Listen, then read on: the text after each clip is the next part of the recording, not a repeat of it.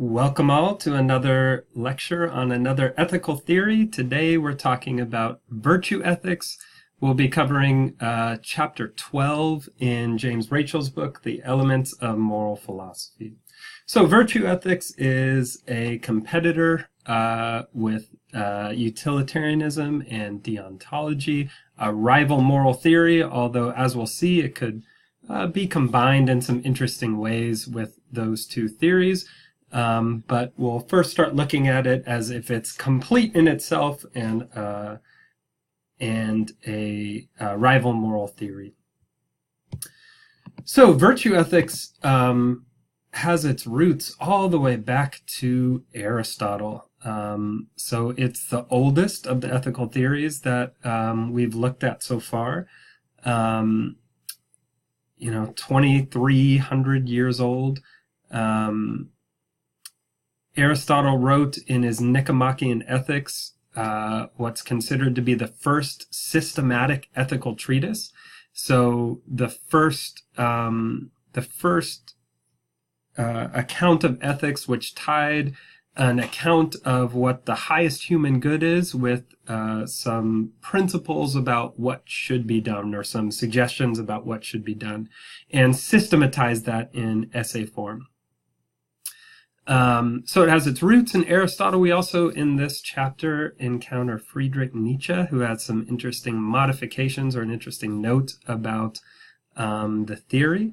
But without getting too much into them, you can look them up yourself. Aristotle is a very interesting person. For like 1,800 years, he was pretty much the authority on just about every intellectual discipline, whether you were talking about physics or biology or ethics or logic. He was the guy you went to. And now, interestingly, there's some interest again in virtue ethics. I say now, the last 30 years, which in philosophy is like the blink of an eye. There's more interest in mining Aristotle's idea about virtue ethics as a legitimate competitor to utilitarianism and deontology. So let's get into some of the main ideas here. Excuse me. So Aristotle actually started with the question, what traits of character make someone a good person? So this is a different starting point from utilitarianism and deontology, which started with the questions, what qualities of an action make the action a right action or wrong action? Aristotle started with the question about persons, what makes people good or bad? Aristotle proposes a notion of what's intrinsically good for human beings, the thing towards which all of our activities are aimed, that on the surface is very similar to an answer that the utilitarians give to this question. So Aristotle believes what is the Greek word eudaimon was the highest end of humanity, the thing that's good in itself, the thing at which all our activities are aimed. And that is often translated in texts as happiness. So it makes sense, again, that happiness would be the highest end. If somebody asks you why you're doing any particular thing, you might say for a certain reason, and you're doing that. Why does that matter? For another reason, but that explanation might bottom out at happiness. And if you're asked, well, why do you want to be happy? It'd be difficult to come up with a reason. It's just we value happiness for its own sake, right? However, as I'm going to point out shortly here, there are some important dissimilarities between Aristotle's version of happiness and the utilitarian view definition of happiness. And we can get into that right away. Aristotle held that happiness was achieved by being virtuous, that developing a virtuous character was a necessary condition for being happy. So Aristotle's version of happiness will already be significantly more moralized than the utilitarian definition, which, recall, was just pleasure and the absence of pain. So for the utilitarians, the only person who could tell if you're happy is just you yourself, and they weren't here to moralize about happiness. If something gave you pleasure and you weren't experiencing pain, then you met the criteria for happiness. For Aristotle, there's already a significant difference here, that virtue is a necessary condition for happiness. So what is a virtue? A virtue is a commendable trait of character manifested in habitual action. So a virtue is to be opposed to vices. So both are traits of character manifested in habitual action. And it's important that they're manifested in habitual action. Take a virtue like honesty. We wouldn't want somebody pointing to one instance of being honest and saying that's sufficient for having the trait of being honest. It takes being honest in many situations to have that trait, right? And similarly with having a vice, it wouldn't just be one instance of somebody exhibiting vicious behavior. They would have to exhibit it repeatedly to really have the vice. So a first pass of virtue, it's a commendable trait of character manifested in habitual action. All right, so let's dig a little deeper into Aristotle's notion of happiness, what he takes to be the highest human good, and how it differs, importantly, from the utilitarian definition. So Aristotle says happiness for humans comes for or is constituted by activity of the soul in accordance with or requiring reason, performed over the course of a complete life. Now that's going to strike you as a really weird definition of happiness if you're anything like me. When I heard the utilitarian definition, I thought, oh, pleasure, okay, that's a nice feeling. Happiness is a good feeling. That sounds about right for happiness. But when Aristotle jumps in talking about an activity and then talking about reason, on initially hearing this, I was a little bit suspect that he wanted, that he thought I wasn't really happy because I'm a lazy person and I needed more activity. And since he's a philosopher, he's proposing this reasonable activity, and I can't be happy unless I'm doing the work of a philosopher. So I was skeptical, to say the least. I thought I was happiest when I was sitting on the couch, eating chips and salsa and watching bad television.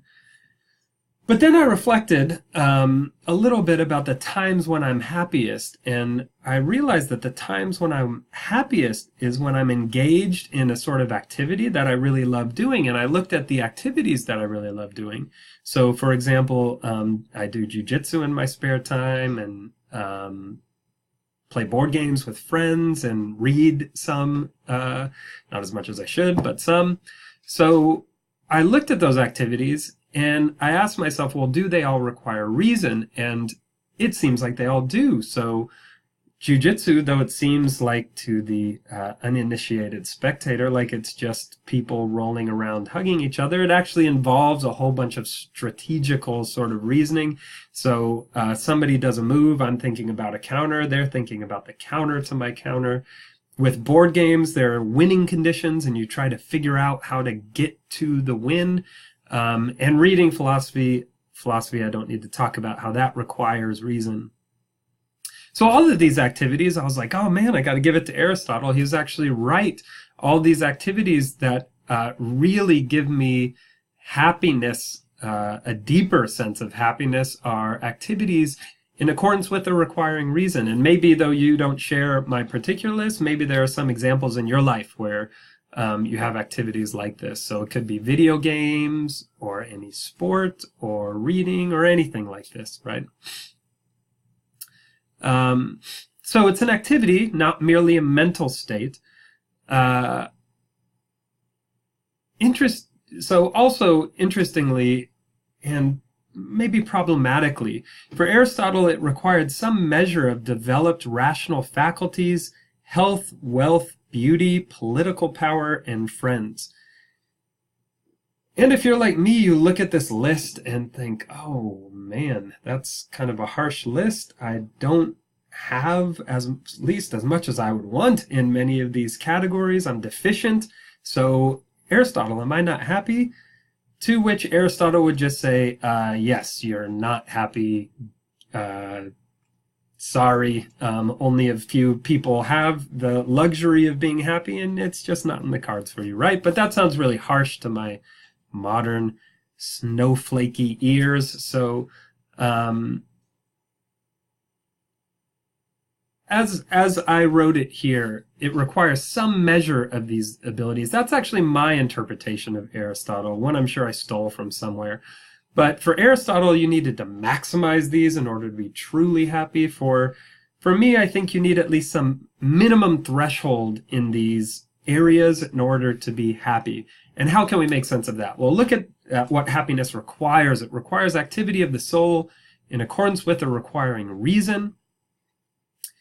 And if I'm not healthy, if I'm like sick in bed with the flu, then I'm not thinking about inviting my friends over for board games or going to practice jujitsu. If I'm straight broke and thinking about where I can get my next meal, then I don't have the luxury time to do these activities in accordance with the requiring reason. If I'm so hideous inside and out that nobody can stand to be around me, then I'm not going to be able to invite friends over to board games. They wouldn't be able to stand my company.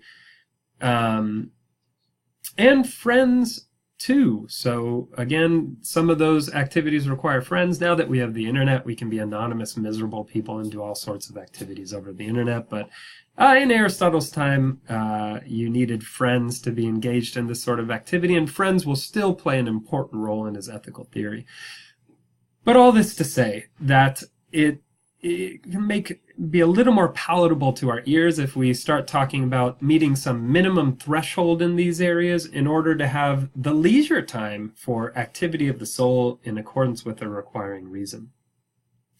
Now, interesting also for Aristotle, you couldn't judge somebody happy until you saw how they died. So it required coming to a good end. And in this connection, he uses the example of Priam. Priam being the king of Troy. So Priam was a well-respected king and had two sons, at least one of which was very impressive, Hector, who was likely to take over the kingdom. Unfortunately for Priam and the rest of Troy, his other son, Paris, fell in love with who we're told is the most beautiful woman of all time, Helen of Troy. And Paris took Helen back to Troy. Unfortunately for Paris, for Priam, for the rest of Troy, Helen was married to a badass Greek warrior named Menelaus, who had many badass Greek warrior friends like Agamemnon, Ulysses, Ajax, Achilles, and he rallied all these troops to bring them over to Troy to sack the city. Suffice it to say, they did sack the city, and before Priam died, he saw his sons killed, his city destroyed, and most of the people killed or enslaved. And then he died. And Aristotle asked the question, is that life a happy life? And he comes to reasonably say, no, that's not a happy life. But still, we might wonder, well, wasn't Priam happy through all those years until he died? And this, along with some of the other considerations we've had about Aristotle's conception of happiness, can get us to think that maybe happiness isn't the best translation of this word eudaimon. So other translations that have been floated have been words like flourishing or being an exemplary human being. And if we talk about those words, so flourishing or exemplary, then these criteria start to make sense. So what is it? How does a human flourish? Well, he uses reason well over the course of a complete life. And he or she is active and has developed rational faculties, some measure of health, wealth, beauty, political power, and friends, and comes to a good end. So I think of like the what if aliens came to Earth test. If aliens came to Earth and asked, show me an example of a human being, then we might pick somebody who met these criteria, right? Who was a flourishing individual. And importantly for Aristotle, virtue, being virtuous, is a necessary condition for flourishing.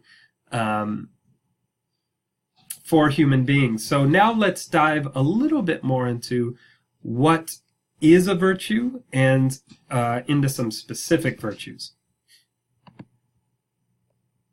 So what is a virtue? A virtue, as the text says, is a commendable trait of character manifested in habitual action. We already covered this. There's a partial list given in the chapter. Things like courage, generosity, justice, temperance, any of these good character traits that people might manifest in habitual action.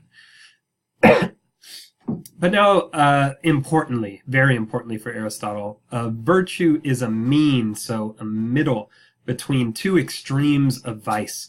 So one of deficiency and one of excess. So take the example of courage.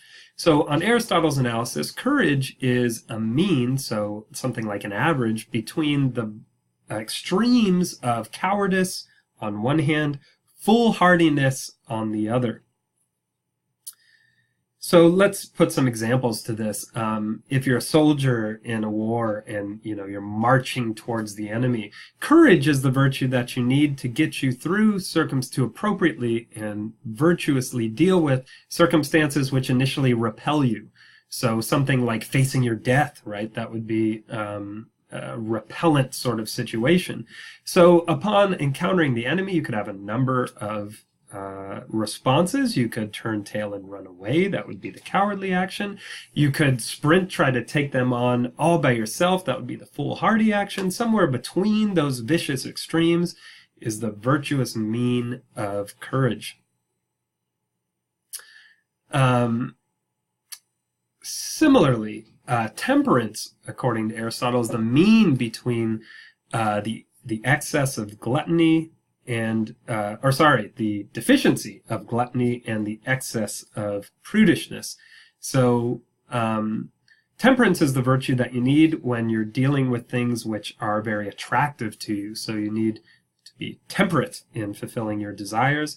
So for me, it's ginger snaps, man. I love some ginger snaps. So if I get a bag of ginger snaps, I'm gluttonous. I eat the entire bag. My attitude could, on the other hand, be, I love ginger snaps. I'm not going to indulge at all. Pleasure is a bad thing. That would be the prudish vice. But somewhere in between is the virtuous mean. I have 1 to 3 ginger snaps and somehow put the bag down. And that would be a temperate, virtuous attitude towards something that attracts me. Now, a few things to note here. The mean will not always be right in the middle of the vices. Oftentimes, the virtue leans towards one of the vices. With courage, it seems a little bit closer to foolhardiness. With temperance, it seems a little bit closer to prudishness. But as Aristotle points out, those can be shifting targets depending on the culture in which you're brought up, depending on the situation in which you find yourself in. Many details will make the difference between where the virtue is.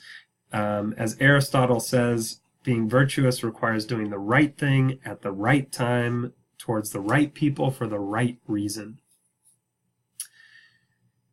And then, in order to have a virtue, it's not sufficient just to do right actions. It's necessary that you do them consistently. We already talked about that. But also it's necessary that you feel good doing them. So for Aristotle, to be really courageous means it feels good and right to do the courageous thing, to face a situation that's repelling you in a courageous way. In order to really be temperate, you have to not be really great, have desires that are ripping you away from it, but it feels good and right to be temperate. And that will be important when we talk about how virtues are acquired. So let's talk about how we acquire virtue. So the big word here will be habituation. Through habituation, we make virtuous behavior our second nature. For Aristotle and the virtue ethicists who follow him, virtue is a skill. It's a skill like playing an instrument well or learning how to play a sport well. It's something you acquire through habit, through good coaches, through peer feedback, and then also lots of practice. It's not something that virtue is not something that comes natural to human beings. I think about my 1-year-old son in this connection. So he doesn't have control over his passions, his desires yet, and he will do some things which, so he's gluttonous when it comes to things he likes, can be very, aggressive in certain circumstances, exactly what you would expect of a 1-year-old kid. So his nature is not virtuous yet, but hopefully, if things go well, then he'll be habituated to virtue, and he'll make virtue his second nature. So it's sort of like nature gives us a first draft of who we are, and then through habit and practice, we can rewrite over that draft that nature gave us and become better, more virtuous people so that we can flourish. So how do we acquire virtue? A 4-step process here. First, we determine where we fall on the vice scale for each virtue. So for me, I remember that when I was in college, speaking up in class was terrifying to me. So I was cowardly when it came to speaking up in class. On the other hand, I mean, I definitely wasn't reckless when it came to speaking up in class. Definitely wasn't saying anything that came to mind. I had some people in my classes who would, but I strove to speak up more in class, to be more courageous when I thought something deserved saying, to speak up and say it. So I found myself deficient, cowardly when it came to speaking up in class. So then Aristotle recommends if you find yourself deficient, then perform some excessive actions. And if you find yourself on the excessive side, then perform some deficient actions. So why is that important? Well, for me, in order to become courageous when it came to talking, it required getting out of my comfort zone, right? So do some actions that were over on the other side. For me, that was getting into a school play that involved a lot of public speaking and memorizing. 2 things I'm not, and I certainly wasn't then, especially good at. So I had to get out of my comfort zone. And why is that important? Well, if a necessary condition for being virtuous is feeling good about doing a virtuous action, then you have to sort of overshoot it, and your feelings will gradually catch up to your actions, and then you can fall back to the mean. So it'll help you in a number of ways. It'll help you find the mean by doing actions on both sides, getting some more experience with it. And then also it'll help your feelings catch up from whichever side you happen to find yourself on. And that is how you win at being human, become a flourishing, exemplary human being by applying these steps. All right, so now let's look at some particular virtues besides courage and temperance. So generosity is a mean between stinginess on one hand and extravagance on the other hand. So imagine a scenario where somebody's starving to death. You're doing pretty well off, and they ask you if you have a little bit of spare change so that they can eat. Number of responses you could have to that. On one hand, you could scoff and walk away, kicking dirt up at them. That would be the stingy action. On the other side, you could say, "Oh man, I really feel for you. Here are the keys to my car and the keys to my house. Everything there is yours." That would be the extravagant action. Somewhere in between is the virtue of generosity, according to virtue theorists. Now, note a disagreement here between virtue theorists and a potential disagreement between virtue theorists and utilitarians when it comes to generosity. When we covered utilitarianism, it seemed that it would require us to donate to the point of marginal utility, to the point where we would be worse off than the people we were giving to if we wanted to maximize happiness in the world, in part by preventing some of the tremendous suffering that goes on. On a virtue theoretic analysis, that would probably be too extreme. So would be extreme to the side of extravagance. And this is to say nothing of somebody who's even more extreme when it comes to generosity, and that is Jesus. So Jesus is very extreme and consistent when it comes to generosity. If you read Matthew, Mark, and Luke, and even in John, he'll talk about what it takes to be a follower of him. In one case, somebody asks, how can I be a follower of you, Jesus? And he says, well, you have to give away everything you own and just keep your sandals, your robe, and your staff, and only then can you be a follower of me. And if we're to generalize that, not just to that specific case, but to take that as a necessary condition for being his follower, then you have to give away everything to be a follower of Jesus. This falls in line with his quote that it's easier for a camel to fit through an eye of a needle than it is for a rich man to enter the kingdom of heaven. Since it's impossible for a camel to get through an eye of a needle, similarly, if we take his words for what they seem to be saying, the analogy he's setting up, it's impossible for a rich person to get into heaven. Why? Presumably because they're not being generous enough. They're not donating enough of their resources and time to people who are really in need. And he's very consistent on this. But again, virtue theorists would say, Jesus, you need to rein it in a little bit. That's extravagant. Then let's look at the virtue of honesty. So is honesty a mean? It seems that it might be. So a mean between what vices? Maybe on one hand, dishonesty or being deceitful or manipulative. On the other hand, being blunt or honest to a fault, right? So if somebody asks you how their haircut was, and it was, it's a bad haircut, but they're kind of sensitive about it. If you told them it's the worst thing ever and they should hide out for a month before showing themselves in public, that would be towards the honest to a fault or blunt side, maybe a little bit too honest. On the other hand, if you said it was great, waltz out into the world and be proud of it, that might be dishonest. So somewhere in between would be the virtue of honesty.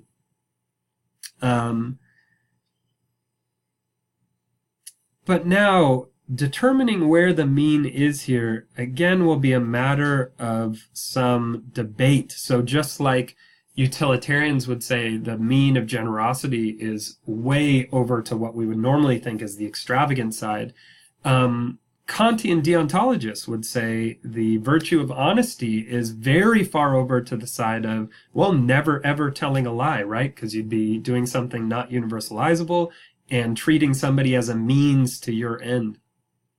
So always telling the truth. So is it necessary to always tell the truth in order to be honest? Well, it seems that it's not. It seems that always telling the truth is not necessary for being honest.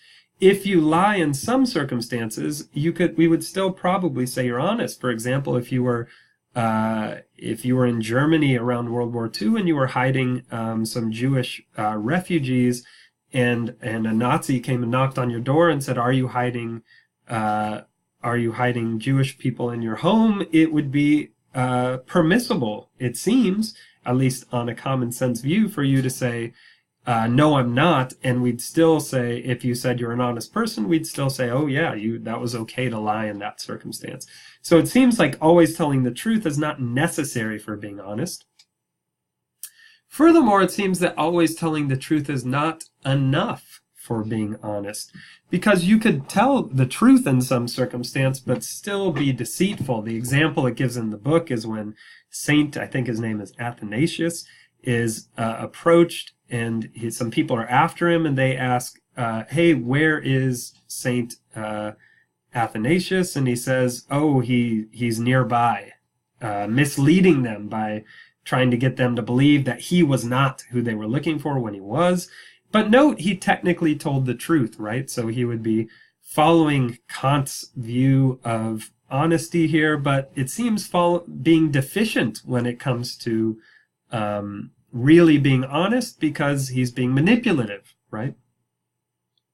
So a nuanced take on honesty for virtue ethicists. Now, an important virtue is loyalty for virtue ethicists, and this will maybe in part set them apart from utilitarians and deontologists. So loyalty will be a mean between two extremes. One would be like fanatic devotion would be one vice, fanatical devotion to somebody. On the other hand, strict impartiality, or maybe even at worst, being traitorous, right? So, for virtue theorists, you should be loyal to friends, to family members, to those people close to you. In fact, in almost all circumstances, virtue virtue theories jive with a lot of our common sense views of morality. And their view on loyalty is no exception here. So you should be loyal. You should have more obligations to those people who are close to you, much more than those people you don't know. And note the distinction here between virtue theory and utilitarians and deontologists, who from their perspective, a person is a person is a person. From the moral point of view, you have no more obligation, neither any less obligations to people close to you than people who you've never met before.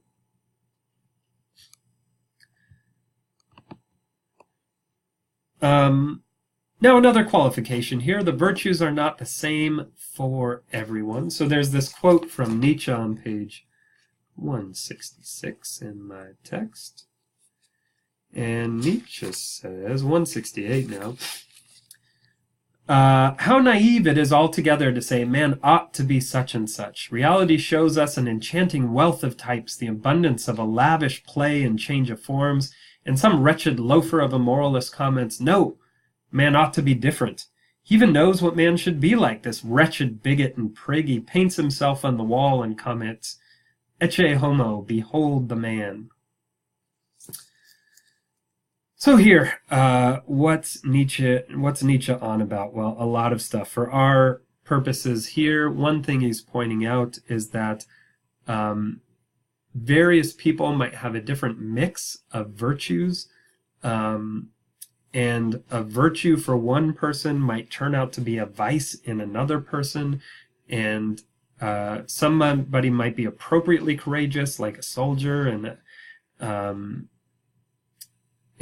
then in another life path, you might not need to be so courageous. That might not be such an important virtue. So a soldier and scholar needs different balances of virtues, although Nietzsche, interestingly, makes a whole bunch of comparisons between soldiers and scholars. But one thing to note here, so virtues might not need to be the same for everybody. We could have a wealth of types of people exemplifying different virtues, and that's great.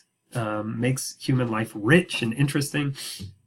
But one thing to note, certain virtues will be needed by all people in all times. So virtues like courage, temperance,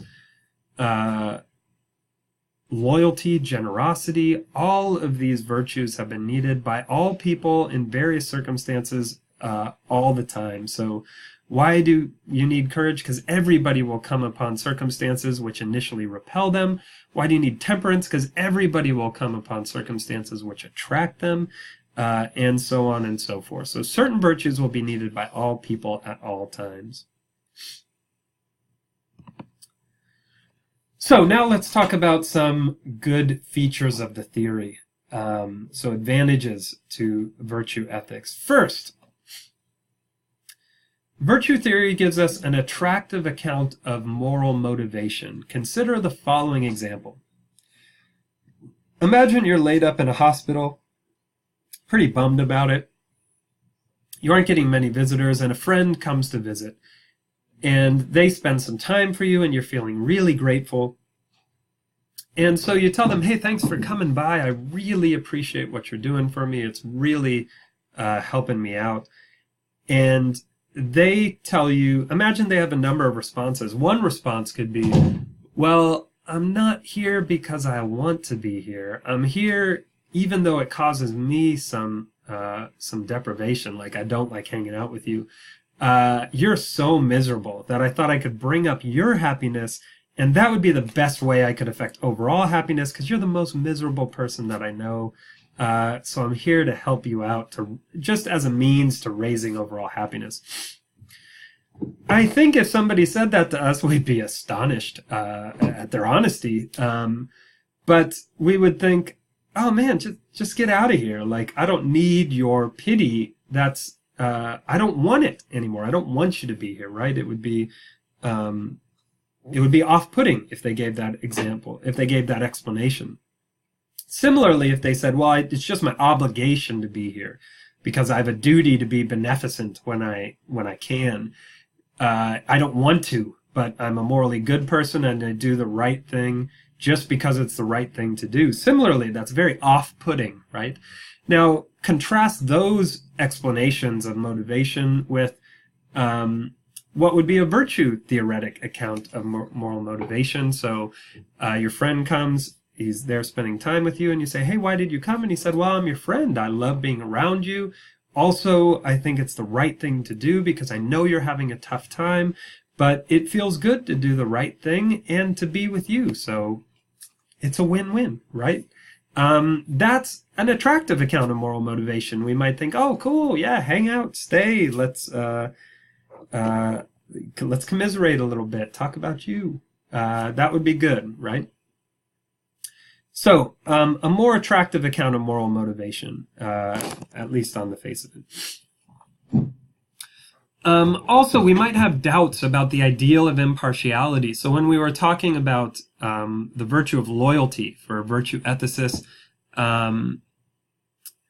we might wonder whether it's better to be impartial from the moral point of view or whether it's better to be loyal and partial. Think about people's attitudes towards their kids, right? It would be a strange parent who ran into a burning building to find they could either save two strangers or their child and decided to save the two strangers instead of their child. That would be very strange, but maybe they'd come out and say, oh, I'm being strictly impartial, right? Is that a moral ideal worth striving for? Or would it be better for the person to run and save their child and be partial in that sort of way? Now, there are some ways that you could say that the parent saving their children was being impartial, but I mean, you can modify the example however you want. It seems that being partial is better from the moral perspective in some cases. How much so, what the range of that cases is a matter of debate. So those are two good features of the theory. Now let's look at a potential problem. So the problem of incompleteness. So virtue ethics makes character its original concern. Remember, the thing that we started this lecture with was what makes a person a good person, not what makes an action right or wrong. So considerations of what makes an action right or wrong are really pushed to the background, and oftentimes specific guidance is not given. We're getting more vague tests for action, like is an action do the courageous thing, do the generous thing, and we might wonder, well, what specifically does that mean in different situations? So a first problem that arises here is, how could a virtue ethicist answer the question, why should I have a particular virtue? So let's look at this example.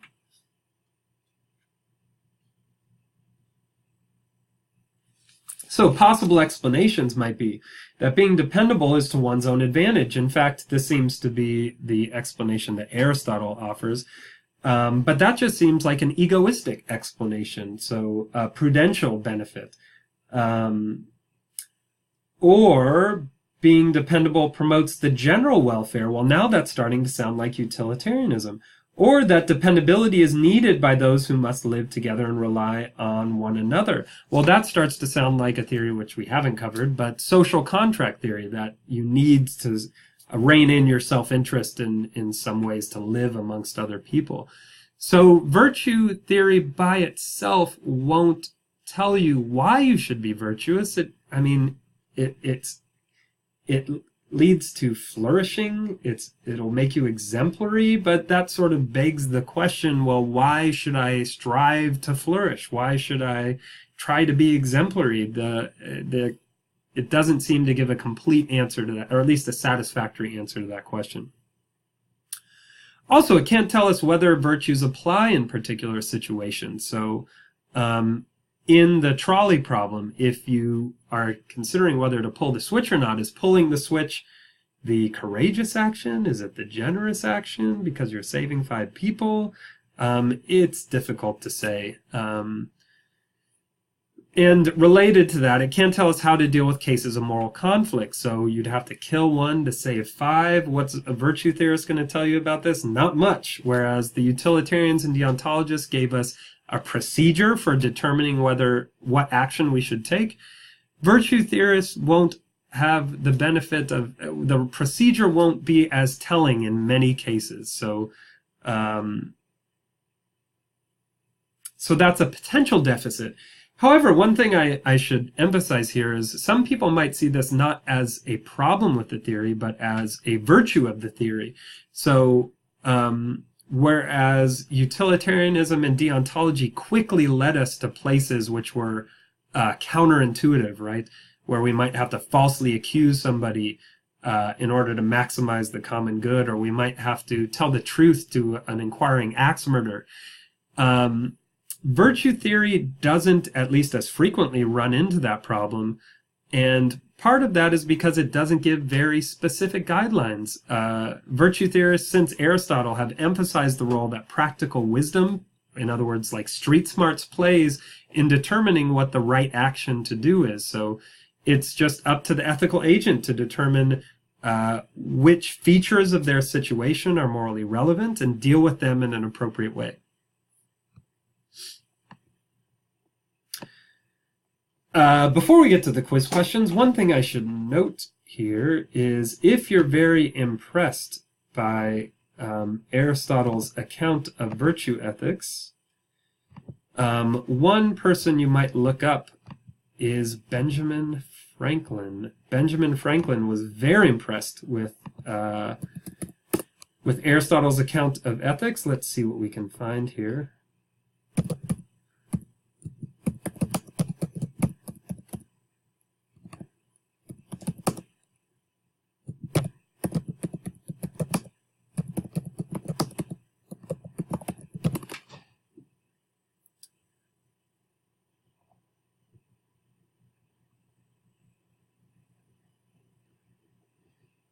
So, sorry for the delay here.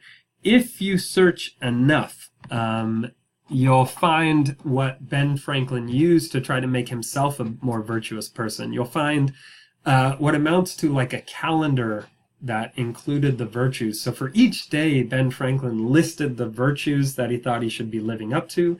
And for each day, asked himself, was he deficient of the virtue? Was he too much of the virtue? So was he vicious in any way, or was he being virtuous? And that's how he guided his practice. If you've mastered any skill, you know that oftentimes mastering the skill requires reflection on how you've practiced in the past and how you might get better in the future. And what better to practice than being a virtuous, good person, right? So you can look that up for yourself. Now let's get to the quiz questions.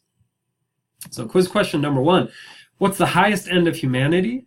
The only thing good in itself, according to Aristotle. So is it A, strictly subjective happiness, so something only you would know if you're happy? Is it happiness including both subjective and objective characteristics, so somebody might be able to look in from the outside and tell if you're meeting some of the criteria?